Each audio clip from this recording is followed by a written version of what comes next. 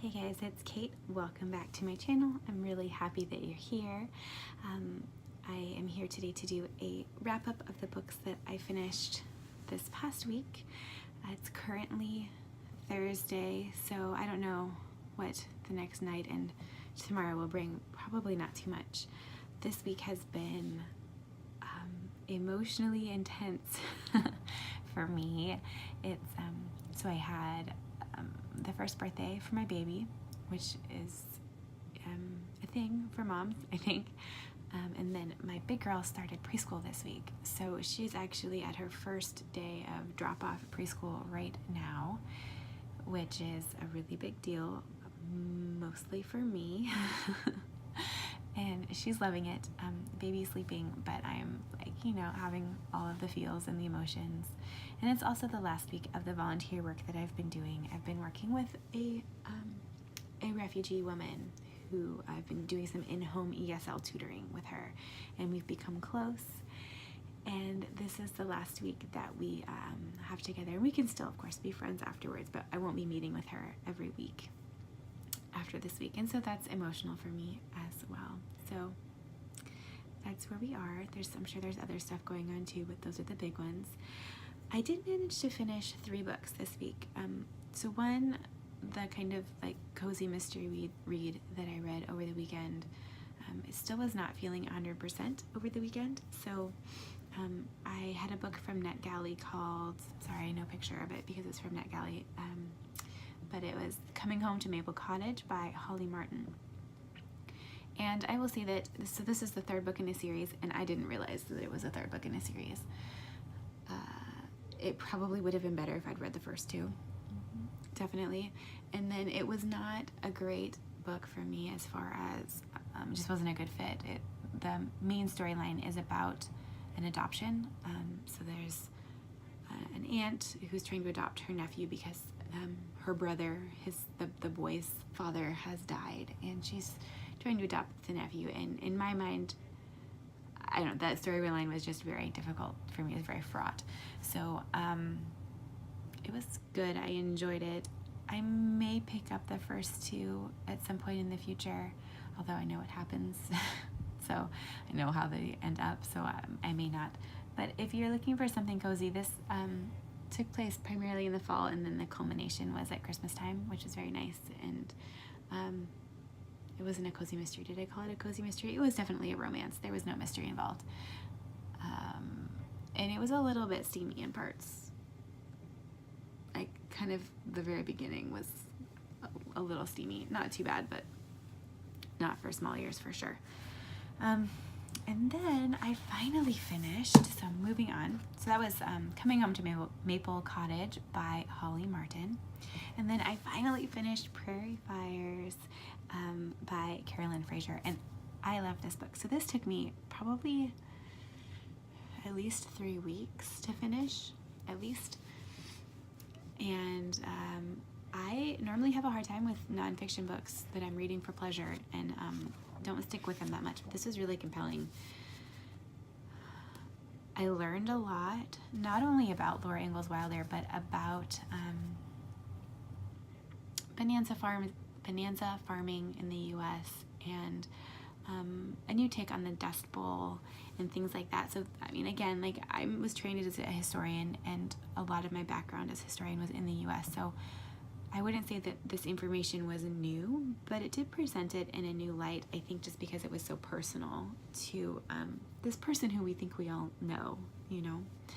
And the thing that I really didn't know anything about was Rose Wilder Lane, and I knew there was some controversy about her input in the stories, and that was kind of the extent of my knowledge going in. And so that was really, really interesting to read about their relationship and their collaboration. So this is a book that I would really definitely recommend. The history in it was pretty sound. There was a couple parts when I kind of raised my eyebrows and wasn't 100% sure that I agreed with the way she's presenting some historical arguments, or using historical evidence primarily. But for the most part, it was very well done. So I definitely recommend this. And then not really on purpose, but just because this was the next on my library stack, I picked up and read this book. Is Murder on the Red River by Marcy Rendon. And it's really short. It's less than 200 pages. This is a murder mystery that takes place Minnesota. Yeah, in Minnesota during the Vietnam War. So this takes place in 1970. And it's from the perspective of a Native American, a young Native American woman. And it was actually really good. It was, it almost read like a YA, young adult novel, in that it was pretty straightforward. There wasn't a lot, with some notable exceptions, there wasn't a lot of kind of like hidden meaning that I was looking for or reading in the book. It was all laid out there for us. The protagonist is 19 years old, so she's definitely kind of in that early adult point of view, but it gives some really good perspective on what happened after residential schools was Native American children would be taken away from their parents and just put into the foster system. And that is something that we know about the residential schools. We know about that kind of assimilation activity, but we don't talk then also about the foster care system. So that was great. She definitely includes some kind of mysticism. She leaves her body and has kind of these feelings or premonitions. And so we get some of the heritage of the protagonist through those moments.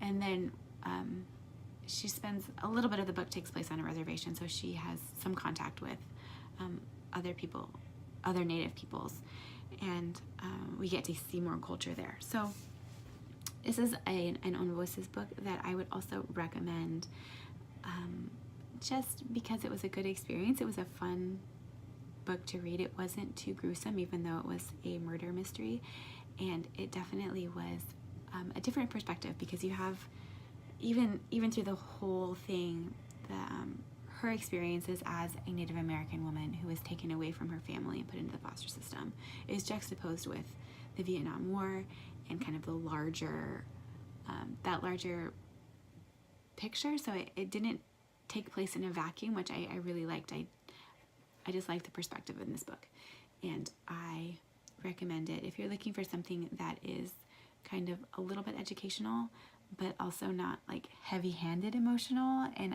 like a deep, heavy read. I would recommend this one.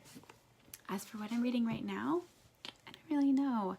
I finished that Murder on the Red River last night, and like I said, I've just been super emotional and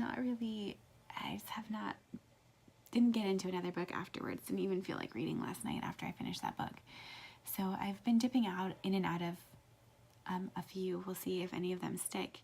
And I'm still working through Rebecca Solnitz's Men Explain Things to Me, one essay at a time. So hopefully, maybe next week I'll finish that. Otherwise, if you've read any of these, let me know what you thought, or if you're planning on reading, I would love to hear that too. Otherwise, I will talk to you later. Thanks so much. Bye.